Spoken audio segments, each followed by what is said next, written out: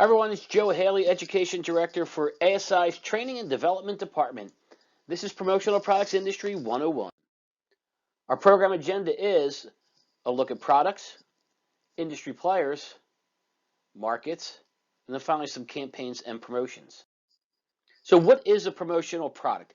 If you had to define it, it might be practical products that are branded with a logo, mascot, slogan, or company information, and often given with no implied reaction intended from the end user. So what does that mean? Say you go into a restaurant and at that host or hostess stand, you see a wicker basket, and in the basket are matches. You can take those matches without having to have a reservation to eat there, eating there, or drinking at the bar there. And quite frankly, that restaurant really doesn't care, because what you've done is you've taken their advertising and you've put it in your pocket. So every time you pull those matches out to use them, it is brand penetration for that restaurant. You'll see their advertising and maybe want to eat there. So our industry umbrella is large, and there's some other industries that overlap that we'd like to count under that umbrella. The first one, premiums. Now, premiums are different than promotional products in several ways. One, a premium is earned. That means unlike those matches, you just can't take them. You need to do something. And it might be sending box tops of cereal in for an item. It might be winning a sales contest. Generally, they're not decorated. Sometimes they are, but generally, they're not decorated. And they're usually more expensive. These are higher end products that you would see in the consumer marketplace. Next are souvenirs. Now, a souvenir is something you would go to a gift shop and purchase, like this ashtray that says "Welcome to Las Vegas."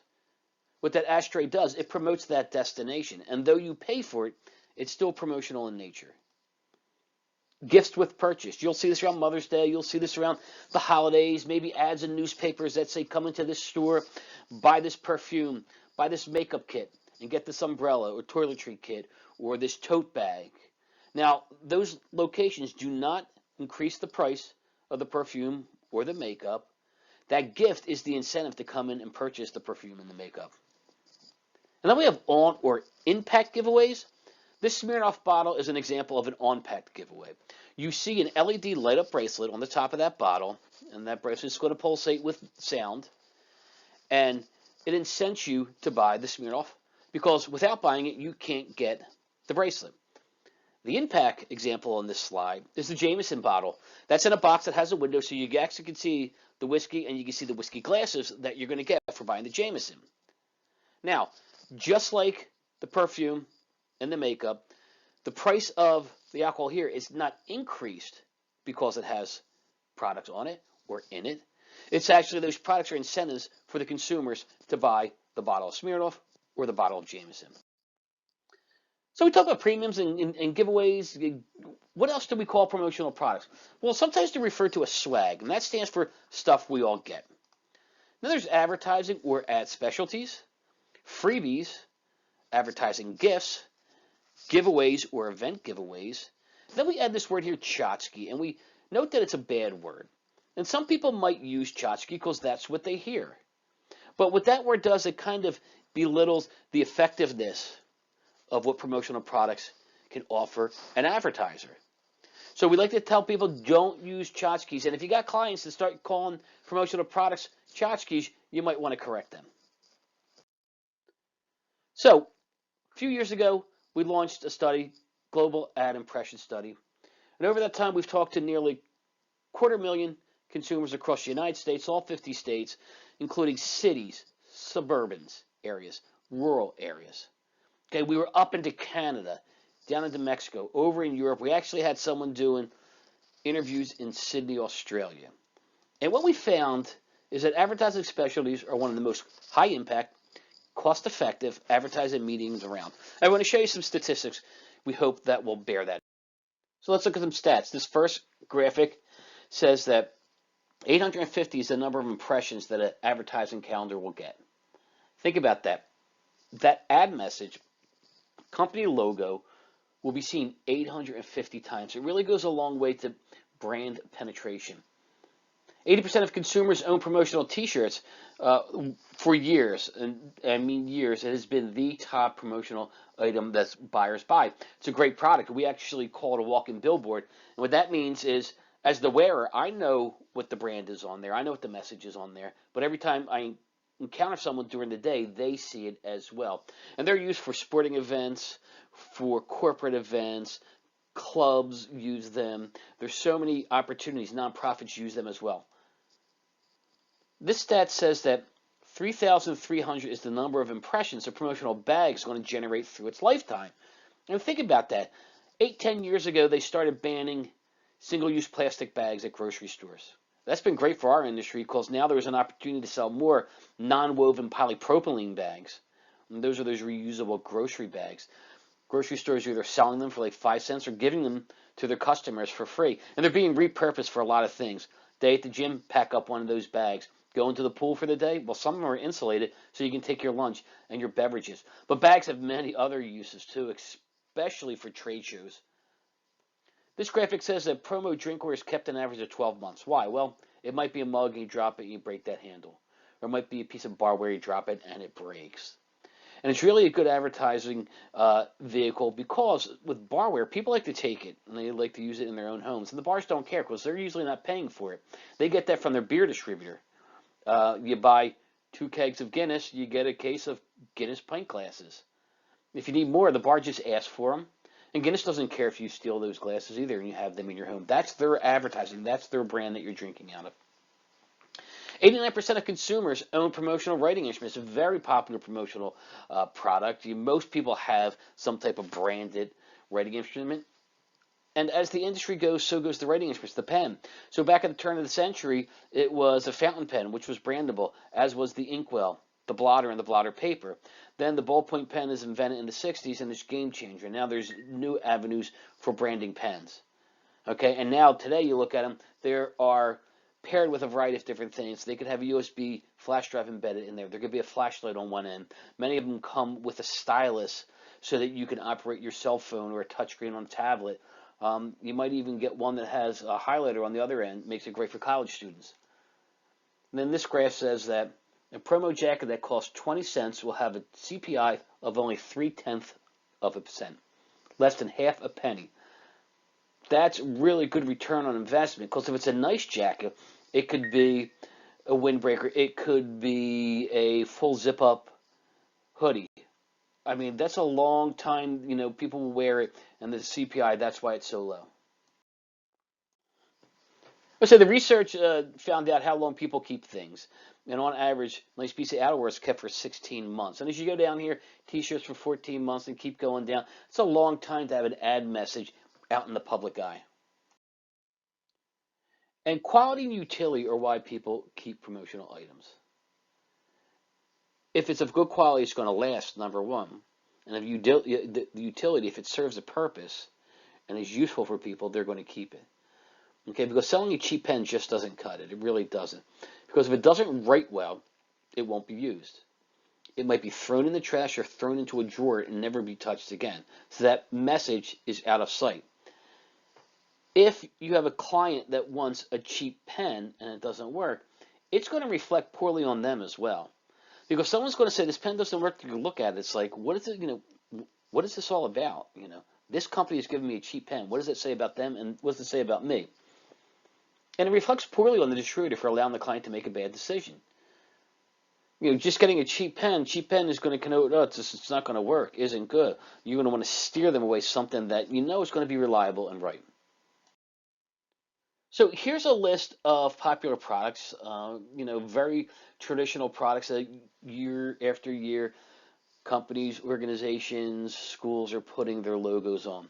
T-shirts, drinkware, which can include tumblers, water bottles, it can include coffee mugs, barware, polos and sports shirts, caps and hats, bags, other wearables, writing instruments, which can be pens, markers, pencils, pen and pencil sets, desk and office accessories. We like to call that desktop real estate. It's a great spot to have an ad message. If you got a client whose customers spend a lot of time at their desk, a nice desk accessory is going to be used. A nice mouse pad, a nice journal. So it's an opportunity to have that advertisement, that message in front of them all the time when they're working.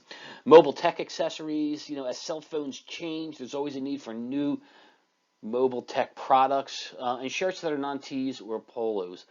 And if you take this list and you group all the apparel items under an apparel heading, it's going to be more than a third of industry, purchases are in the apparel field. Let's talk about retail buying channel, how it's a little different than the promotional products buying channel. So in retail, if you want a Tommy Hilfiger shirt, you usually go to a store like Macy's. And there they got Tommy Hilfiger brand and you buy that. Hilfiger sells those shirts to Macy's. Then Macy's marks up that price and resells them to the consumer. We understand that and we're all okay with that. Any name brand that's being sold in a department store, that's how it happens. So in the promotional product industry, it happens just a little differently. So say you wanted a coffee mug, you could go to Macy's. They have a home department and you can get coffee mugs. But if you want coffee mugs that are customized with a company logo or slogan on there, we get them from suppliers in our industry. Suppliers customize that. And what they do, they sell them to the distributor, and then the distributor resells them to their client. So it doesn't work the same way as retail. While we know that you're going to mark it up as the distributor, why can't the buyer just go to the supplier? Well, that's not the type of arrangement that we have in this industry, and we're going to try and make some sense of that. So when we meet our players, we could talk about why that makes sense. The supplier decorates usually the product. They sell it to the distributor. So the distributor is the client of the supplier. The distributor resells it to the end buyer. So the end buyer is the client of the distributor. The end user gets the product from the end buyer. They might be an employee. They might be a customer. They might be a vendor. They just might be someone at an event, the general public. And they have a group that we call the others. So let's see how this works. Supplier. What are suppliers? Well, they're the manufacturer or importer of products. About 85% does come from overseas, primarily China, but they're the ones that have the goods. Often they're the decorator, but some are wholesalers of blank goods. Most of the wholesaler of blank goods we see with our larger apparel companies. So they will be a wholesaler for some national brands, but they'll also have their own brands as well, and they don't decorate them. So when a distributor has to get those brands, they need to find a decorator to do that for them. So how do they get their products to the market? If I said that, they can't sell directly to the buyer doesn't buy it directly from the supplier. They sell through the distributor network. And there's reasons why that works. Is because the distributor are their sales force, but the supplier doesn't pay the distributor. In fact, it's the distributor who buys the product from the supplier and then resells it to their buyer. And what the distributor can do is, for a small supplier, they can offer coverage all over the country because distributors can sell any supplier product. So you don't need to have a sales representative making calls on museums, sports teams, schools, nonprofits in Florida and in Georgia and in Pennsylvania, and then on the West Coast in Oregon, in California. You would have to have too many people on the payroll. So you work through this distributor network and you can get coverage all over the United States, and the suppliers are happy. So how do they find these distributors? Through ASI membership, we connect suppliers and distributors. We make it easy for them to find each other. Going to our trade shows, being a sponsor at a trade show, and also through some of our trade magazines and online content. So can they sell to the end buyer, though? We mentioned this a few times, but they don't sell to the end buyer doesn't buy from them. Can they sell? It's not illegal. It's not illegal to sell to the buyer, but the majority do not sell direct to the end buyer for the reasons earlier said, that they get coverage throughout the country, people who are selling their products, and they don't pay those people anything. So that's why this type of relationship works. So what is the distributor? The distributor is an independent reseller of a supplier's product line, the supplier's sales force. And the best part about being a distributor is that you have so many different suppliers that you're able to source product from.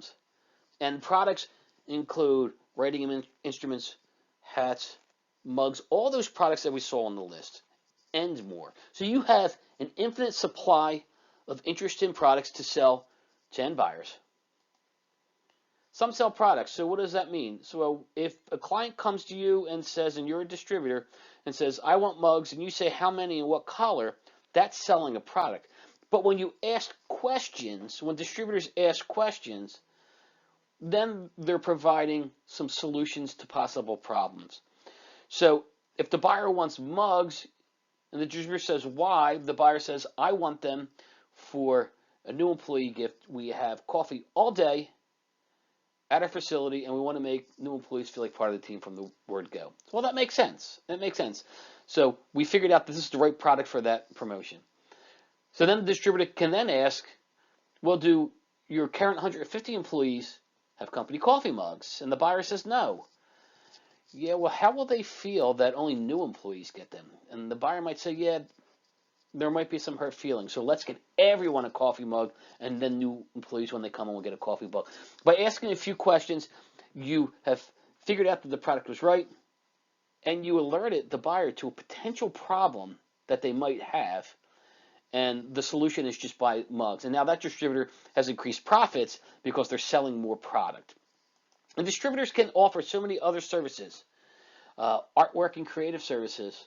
Not every company has a designer on staff to create their logo, to create logos for special events. Some distributors have someone on staff, or they use an independent contractor to do that. They can help with the event planning, PR campaigns, web and company store services, promotional program development. There's so many different things that distributors can do that in essence can make them an extension of a buyer's marketing department. So how do distributors sell promo products? Many of them prospect through canvassing. Canvassing is still very good. You go to an industrial park and there's 20 businesses in there, there's 20 prospects. No matter what type of business they run, there's always a need to market. There's always a need to advertise. There's always a need to promote. There's always a need to thank and recognize. They get referrals. Referrals are very big because within individual companies, there's more than one decision maker. So a company might have an HR department that uses promotional products, a sales department that uses promotional products, an event division that uses promotional products.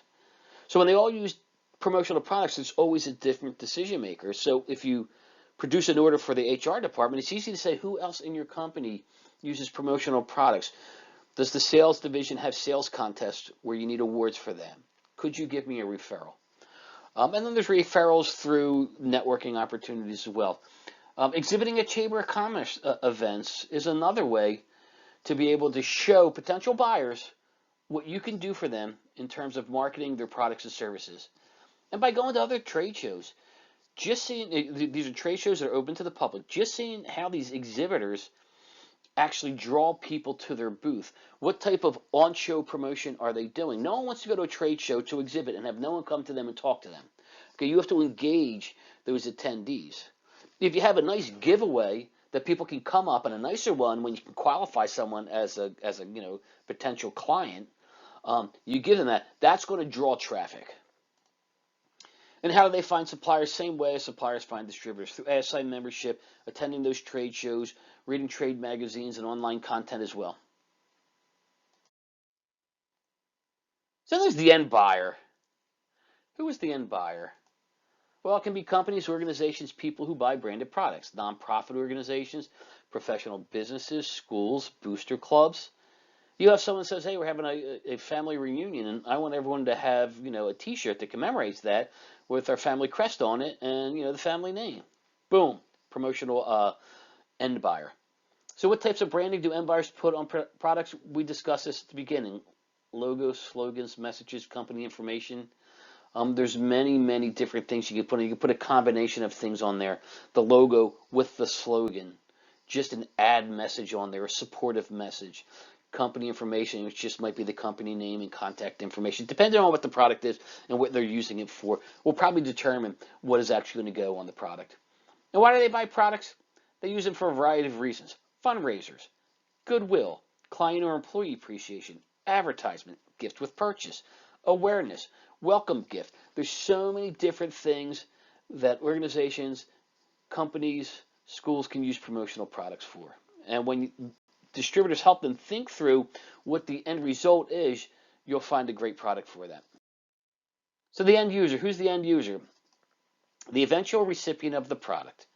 Again, that could be an employee, that could be a vendor, that could be a customer, that could be the general public when it's given out at an event, like an Earth Day event. And how do end users receive promotional products? They receive products at work, festivals, events, trade shows, in the mail. What do they do with them? They use them in their daily lives at work, for use around the house, when they're traveling. Sitting at my office desk right now, I have 10 different branded products on my desk, from journals to notepads, coffee mugs, coasters so I don't get a coffee mug ring on my desk, writing instruments, scissors, mouse pad. Again, that's that desktop real estate.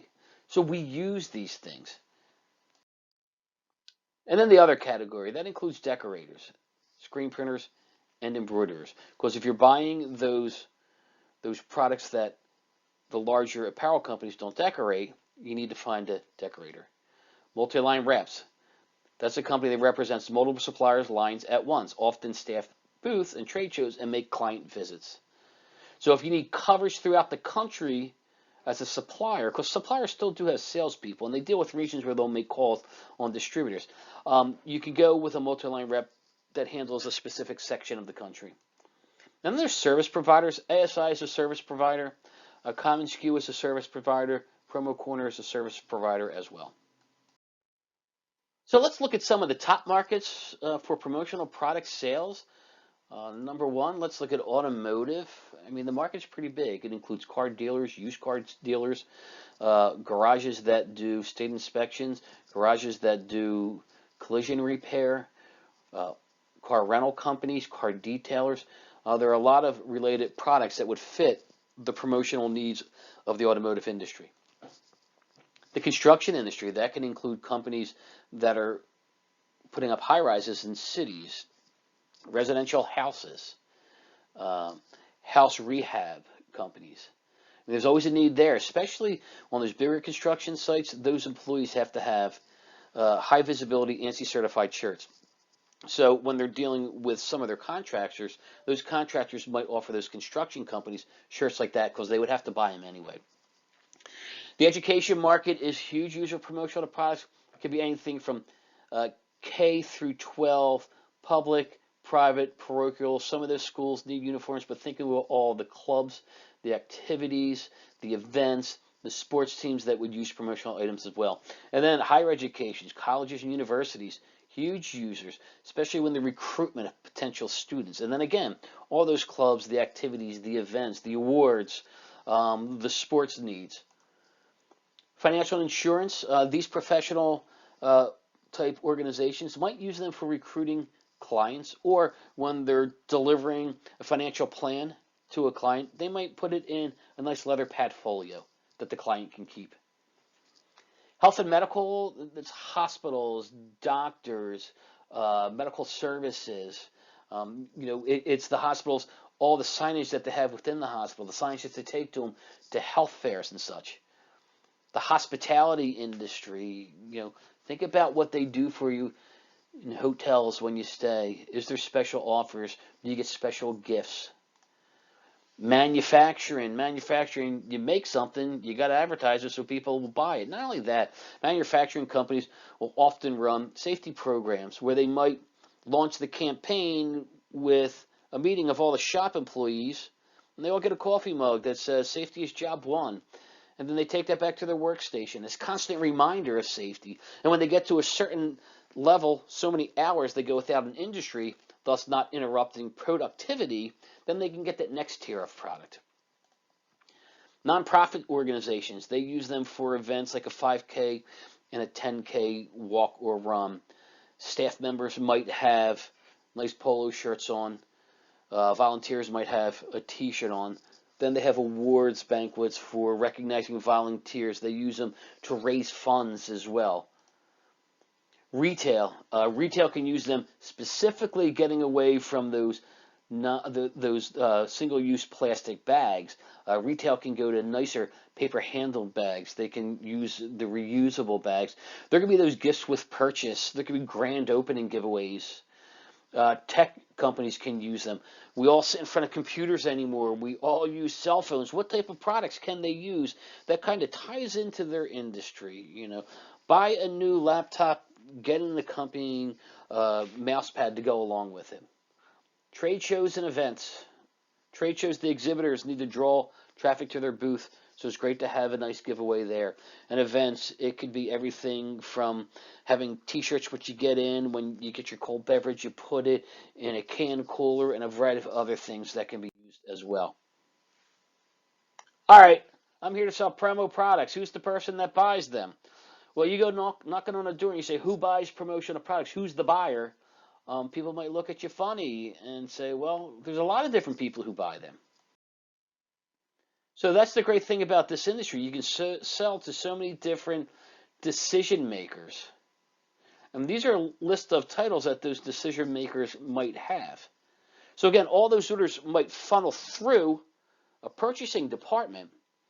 Someone different is going to make that decision. And all these people can work in one company. But what I love about promotional products is that they're perfect for booster clubs, because that president is going to want to buy products that they can sell to raise money for an end of season banquet and gifts for graduating seniors. And that's an opportunity to network with someone who probably has a job someplace else, and that the company they work for might have a need and never have used promotional products. And small business owners, I mean, this is an affordable form of advertising for one-person operations. If we think of a car detailer, one-person operation, they're probably not going to put an ad on TV or the radio or in a local newspaper. It costs a lot of money. But a well thought out promotional campaign that involves a promotional product that fits their business, which might be a phone mount that plugs into a car air vent so that the driver will always see their GPS directions, not having to have it in their lap and look at it. That's something that's going to be affordable. So when the owner of the car comes to pick it up, the small business owner says, hey, I left your bill on the front seat and there's a little gift for you there. And that gift is going to be appreciated. It's going to be used. And when a friend gets in the car and says, hey, where did you get that? I need one of them. He says, oh, I got it from my car detailer. And it could push business to that company. So it's really affordable for so many different industries. So let's look at some questions that need to be asked and get the answers to in order to put together good programs or promotions. Finding products that actually work. The first one is, what is it? What is this product going to be used for? Is it a welcome gift? Is it an event giveaway? Is it educational in nature? Is it for a fundraiser? Now, nonprofits will use promotional products, and sometimes they'll resell them. They like to beat up distributors on that price so they can get it for as cheap as possible and then resell it for as much as they can to raise funds. Why? Why does the buyer want to use promotional product? Is it to create goodwill? Is it as a thank you for doing business? Is it a gift with purchase? Maybe it's to create loyalty, affiliation, or spirit. And promotional products can do all three of them, especially in the sports world. If you're familiar with soccer, European clubs, the fans, or they call supporters, like to wear scarves. And in this country, the MLS, supporters clubs, have taken on that same type of tradition. But the scarf does more than keep you warm. One, it shows your loyalty to your club. Two, it shows the affiliation that you're actually part of something bigger than just being an individual fan. You are part of this bigger brotherhood and sisterhood. And it creates spirit. You can go to the games in Philadelphia area in summer, in July, on a Saturday afternoon at 5 o'clock when it's still about 90 degrees out, and you're going to see fans with 3 or 4 of those supporter scarves on, and they hold them up when they sing the club songs and at the end of the national anthem. So those supporter scarves, which are basically promotional products, can create all three of them. Demographics. Understanding, knowing what the demographics is of the eventual end user is very important, because age group especially will determine what to use and what not to use. You're probably going to use different products in a promotion that is targeting 65 and older than promotions that are targeting 18 to 24-year-olds. Two different groups, two different likes and tastes. And it's just not age. It could be the location in the country. So would you use the same type of product for the northeast part of the United States as you would the southwest? Gender is going to make a difference too. Objective. Is there an objective with using this promotional products? Does a buyer want to increase sales? Do they want to build loyalty? Do they want to create awareness? Well thought out promotions can do all of these, and especially with so much marketing being done right now through social media, creating awareness is as easy as a hashtag. And then distribution method. How do we get it into the hands of the eventual end user? Is it handed out at an event? Is it going to be a mail-in redemption program? Is it sent via direct mail? There's a variety of different ways to get products into users' hands. So when we can answer all these questions, the distributor has an easier time of finding a product that's going to suit all the needs. And it's also important for the suppliers too, because suppliers can handle maybe one type of product, like writing instruments. But if there's a lot being used in promotions, water bottles or coffee mugs or apparel, they might want to expand their product offering. Now let's look at some industry jargon. These are things that you're going to hear from time to time. You might read, you might see them in print, you might see them online. It's important to understand these. Now, we talk about not using jargon when we write business letters and emails, but sometimes it's difficult. Every industry has its jargon. Every profession has its jargon. The promotional products industry is not immune to that. So here's some of the things you might hear. EQP, or end quantity pricing. That's the lowest price available regardless of quantity being purchased. So if a buyer is buying coffee mugs and the quantities are 36, 72, and 144, but the buyer only wants to get the 36, the end quantity price would be the price for the 144. Price cutter, that's a distributor who will slash price to win the sale. It's kind of a losing proposition because you need to make money. As we know, the distributor buys the product from the supplier and then resells it to the buyer, so they can control what they're going to sell it for. The supplier is going to have a manufacturer's suggested retail price, which means that the distributor is going to make money. But if a distributor wants to win a client, they've been trying to get in the door, and they think, well, maybe I can cut this price, give them a really good price, and they'll buy from me. Well, they probably will, but when that reorder comes along and the distributor have to raise the price, they're probably going to lose that customer because it's like, well, I got it for this price, now you're raising it to that. What's the deal? And price cutting at the worst is just going to be where you're making very little money, you can't survive, and you're going to be out of business. FOB, that stands for freight on board. What it does is it's used to determine when the ownership of the order transfer from the supplier to the buyer. So FOB is origin. FOB origin means that ownership transfer takes place as soon as it goes on the shipping container from the facility where it's shipping from. So that's the origin of where the order started. FOB destination is that transfer of ownership goes from the supplier to the buyer, and in this case it's going to be the distributor, is when it ends up at the destination. Drop ship is when a supplier ships directly to the end buyer. So this will happen sometimes when there is a tight deadline and we want to make sure that we get the product into the hand of the buyer. Instead of sending it to a distributor who really wants to get it to be able to deliver it to the buyer, the supplier will send it directly to the end buyer. Fulfillment, this is supplier distributor inventory stock for a buyer and then fills orders so that a company doesn't have to have a big stock room to have maybe 4 or 5 different promotional items that they use for customers or employees. That can be fulfilled by the supplier distributor where they'll hold on to that inventory for them. SOI stands for the State of the Industry Report. This is a yearly special report that the editorial group at ASI puts together. Comes out July of each year, and what it is statistics from the previous year. we actually survey suppliers and distributors and look at how the business was, the industry was the previous year. And then we write accompanying articles that are kind of forward looking. This is where we were. This is where you need to be in 2, 3, 5 years. ROI is return on investment. We just kind of talked about that, return on investment. You can actually build this into a promotional product campaign.